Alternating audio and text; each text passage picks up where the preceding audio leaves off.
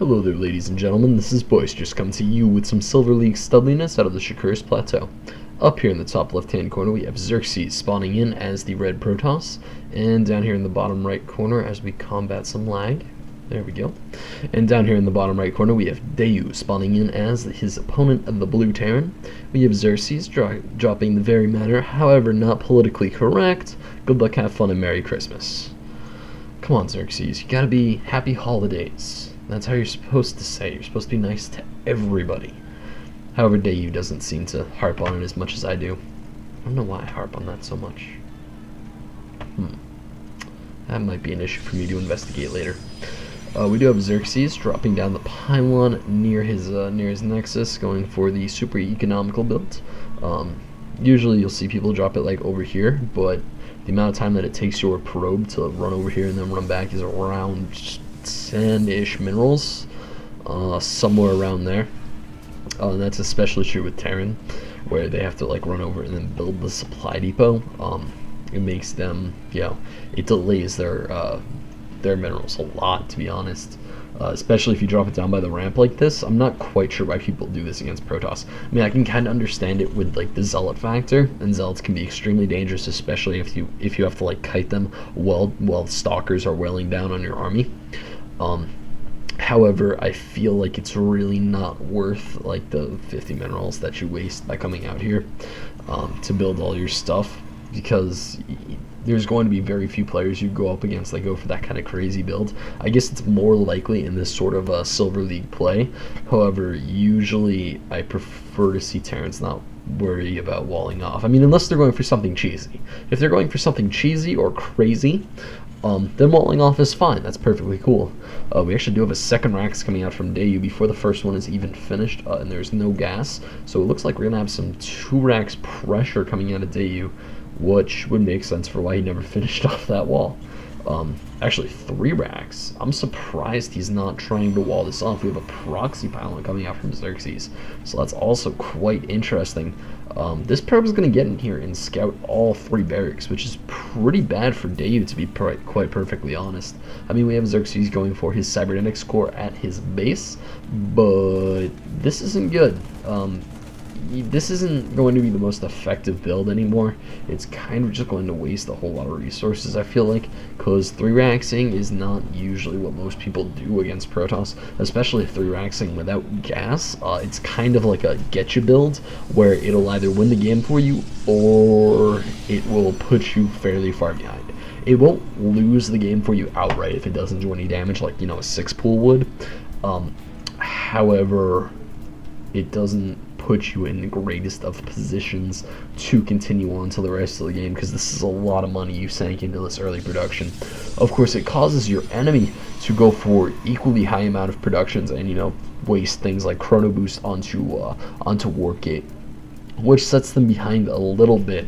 However, I'm not sure if the ends justify the means, unless of course you get like a bunker down right here. I'm surprised he's not trying to build that bunker, because the nexus isn't done. There's no presence at the bottom of the ramp, and a bunker contained against Protoss can be pretty powerful, because Protoss on one base isn't the strongest race ever. Protoss really excel once they get up to that 2-base, 3-base production. That is when they really just start going crazy. On one base, they're very limited to certain plays, and even those plays are heavily weakened. You'll see a lot of people go for things such as 2-base DT rushes and things like that, and those can be amazingly effective just because you can get those amount of DTs out. However, on one base, you can only get a half or even a third of the amount of DTs you could get on 2 bases, just because of how the economics of this game works. And it's a very it's not the best situation to be in as a player, but that's kind of my rant about something that's not at all happening in this game and why you should do it. Bunker contained against Protoss, everybody. It's pretty effective.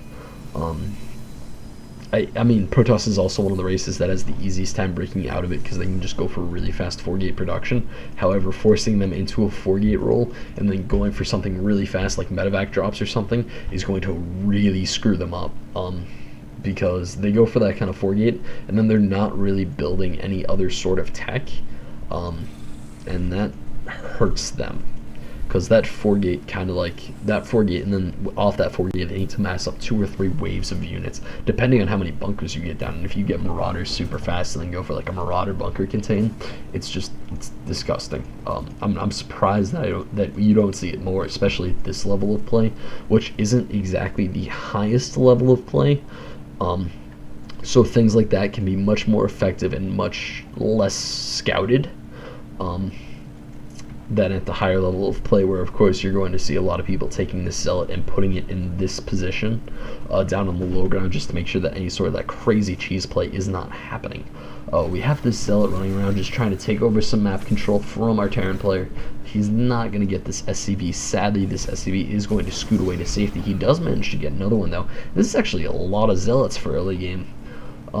There's actually a lot of just Protoss units for early game, and then he rushed right up to Colossi. So this is a pretty standard PvT build for this level, where you're kind of like the Protoss's entire game plan is setting up for this kind of deathbally army. Like for example, I feel he could have moved out with this Zealot Sentry Force and done a fair amount of damage, especially if he warped in like another wave of Zealots, you know, if he didn't get food blocked. Because right now he's at 40 of 42 and he's not producing anything, and that's kind of a major problem for Protosses at this level, is they do not take full effect of these gateways.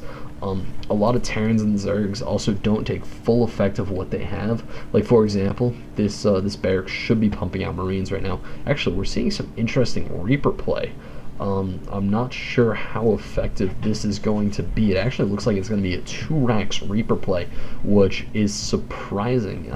It's especially because it's surprising that they don't even have nitro packs yet. Usually you don't see people go for 2 racks Reaper. That is an odd build. However, when they do go for like this sort of like heavy Reaper play, I guess is the best way to call it. Ooh, and it's going to get scouted right off the bat. They do manage to snipe off a Zealot, and they're probably going to snipe off the other Zealot. However, I'm surprised they didn't leave the injured one behind just to get him vision into that field.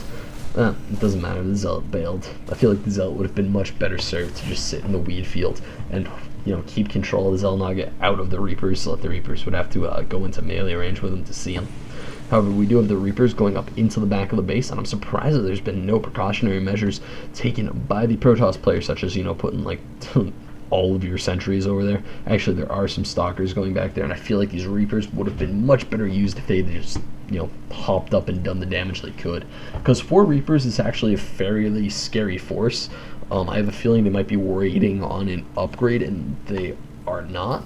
Yeah, Nitro Packs is still not started. Which again I feel is a blunder, most certainly out of our Terran player, because Nitro Packs makes your Reapers extremely fast. I think they match the speed of Speedlings at that point, and extremely scary because Reapers 2-shot workers, I think, maybe 3-shot. So these 4 Reapers would, you know, be absolutely destroying the work line, and as it is, they are going to be absolutely destroying the work line. They are wasting some shots, I think. However, this is a fairly nasty amount of damage for 4 Reapers. He's killed 12 workers so far. 2 of his Reapers are still alive. They are actually going to manage to get out of at least the upper level of the base, unless they go for that snipe on that extra probe. And oh, the ballerina skater just couldn't hop over that little block of terrain. Man, that kind of sucks for that Reaper. This proxy pylon is still here, and it just hasn't been used at all. And that's a blunder. I feel fairly confident calling this just a straight up blunder. You don't put planetary fortresses at your natural. There is almost no reason to do that ever. Ever. I don't quite understand why people at these levels think that it's the correct thing to do, because it's most certainly not. You need that second production of mules to really, you know, stay on par with your enemy's production. Actually, he's ahead on workers, so never mind about that. Come on, Protoss, you have 2 Nexuses full of Chrono Boost. However, at the same time, you know, he's not. He should be Chrono Boosting this out too. He should be Chrono Boosting out his +1 weapons. Yeah, he should definitely be Chrono Boosting out his +1 weapons. There's not you know, this is a fairly interesting playing campaign out of our Terran player, with turrets at the front to snipe the observers that fly right into your natural, which I'm sure that most of you know that observers usually don't fly from the natural in this map. If it was something like Tal'Darim Altar, just cross spawns, then I could see like this being a legit turret placement, because your opponent's more likely to spawn, you know, his observers are going to be flying from this direction, more likely, or your base is going to be in here, so his observers are going to be flying in this direction on Tal'Darim. But on this map it's useless because of course there's nothing over here, and your opponent will most likely just rally observers right into this area. And the attack is going down in the front. Oh god, sentries tanking the bunkers. I'm surprised he didn't just use his Colossi to siege him down. I am amazed he didn't use his Colossi to just range him down. Now the Colossi are targeting the planetary fortress. Colossi, however much of a hard counter to the planetary fortress, it's more important for them to kill units that can kill them back.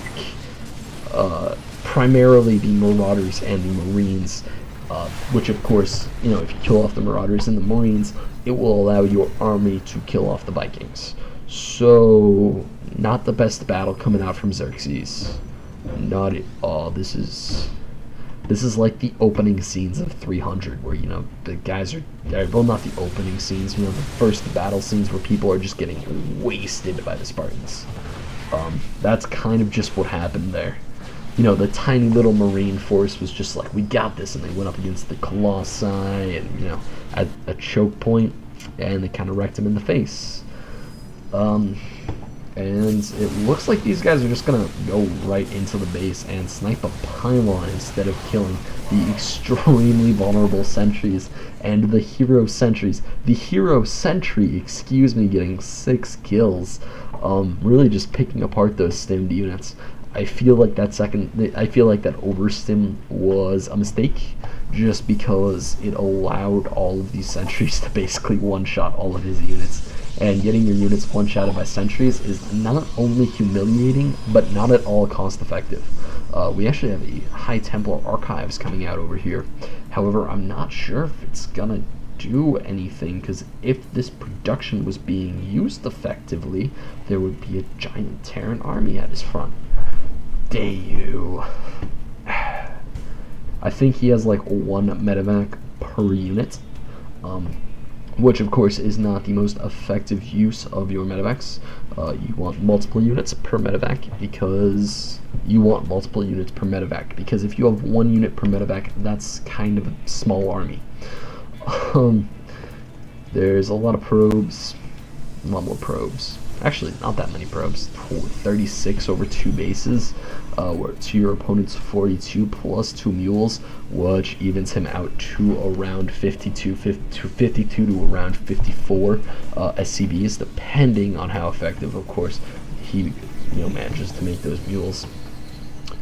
And we have Chrono Boost. I don't think he's actually spent a Chrono Boost this match. So Xerxes, definitely something you want to check out.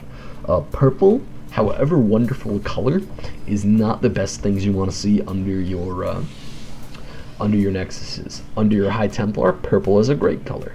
Under Nexuses, not so much.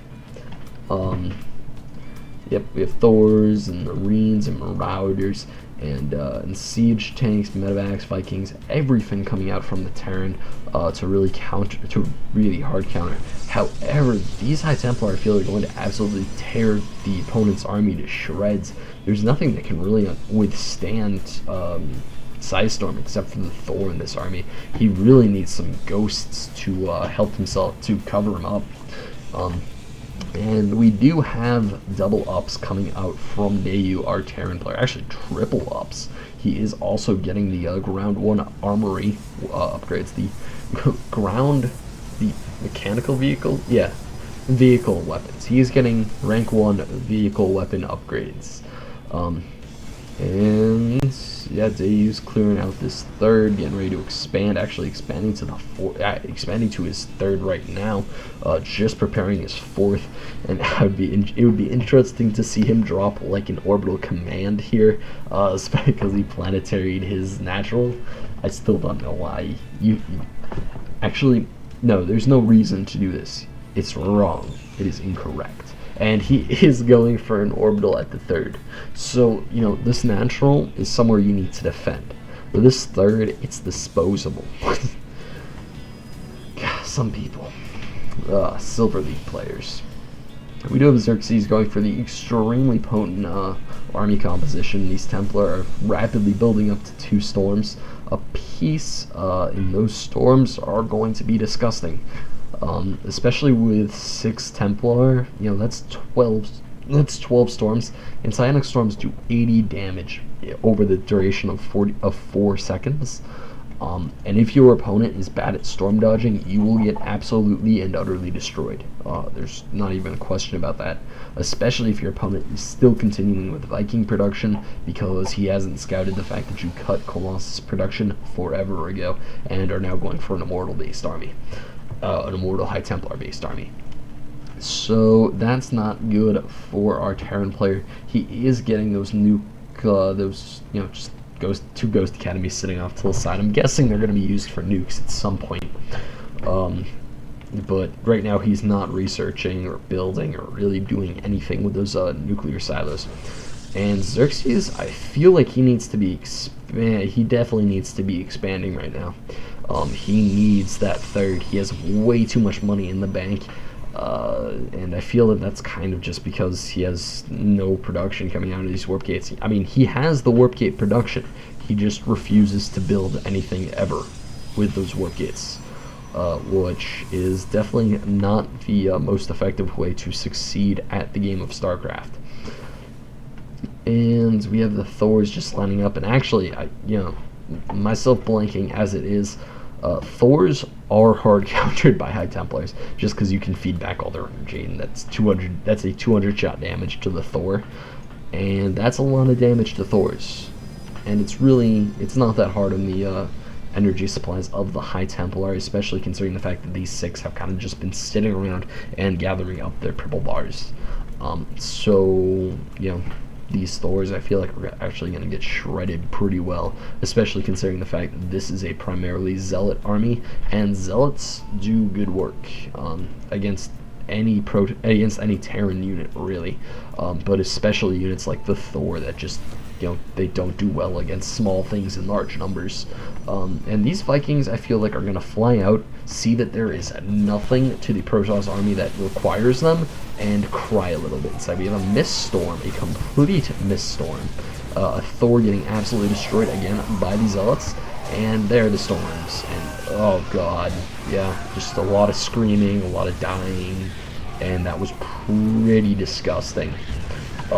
That was unbelievably favorable to the Protoss player, and of course Xerxes saying HT is the bomb, which is true. High Templars absolutely destroy everything, and that's the phone. Yep, of course. I need to remember to unplug the phone in this room whenever I'm about to do the recording. Well, that's a bit annoying. However, I'm just gonna keep soldiering on. It's nothing that bad. Just 2 rings. I think there's actually been worse in my recordings before. Go non-professionalism. We do have the 4. The 4th is meagerly saturated. The 3rd is actually fairly well saturated. I think all of the SCVs from the main got transferred down there. However, we do have some lazy SCVs just randomly sitting around. There's an SCV there. There's an SCV there. SCV there. He's actually getting back to work. So it looks like, not the most ineffective, but 2 SCVs not building anything is definitely not what you want, especially with High Templars storming themselves and your bunkers. That's the scary part of High Templars, everybody. High Templars storming the ramp, that is, the actual non-sarcastic scary part of High Templars. I'm surprised that he's not storming all these delicious SCVs. He's actually just going for the run-by, which is kind of funny. And this is why you don't Planetary Fortress at your natural, because in the late game, if your enemy is busting up your natural's ramp, and you don't have enough, and you need your Planetary Fortress to defend it, chances are you lost the game. Just chances. And it actually looks like he is just pulling the probe for fun. And Xerxes calling the LOL, such BM, but DAYU leaves the game. So congratulations to Xerxes for his fairly solid win. You guys can send in any replays you want commentated into boisteroussc2@gmail.com. At the same time, you can head on over to the channel youtube.com/user/boisteroussc2 to get any more Boisterous action, along with hitting the subscribe button so that I can do my super secret subscriber events that are actually just out on the forums. I think they're like 4 pages back. I might repost them fairly soon, just to bump them up to the most recent location on the thread. I'm going to do those. I'm planning pretty far ahead and going all the way up to 2,000, I think, subscribers. But it's going to be like a special event every 200, essentially, just to celebrate getting more subscribers. So, tell everybody that you know about me. Tell your clan, tell your friends, tell your random acquaintances you meet on the ladder. Just say, Raffle, I rickrolled you. You should go check out Boisterous SC2. Just mention it casually. And yeah, that's it. So, Boisterous signing out.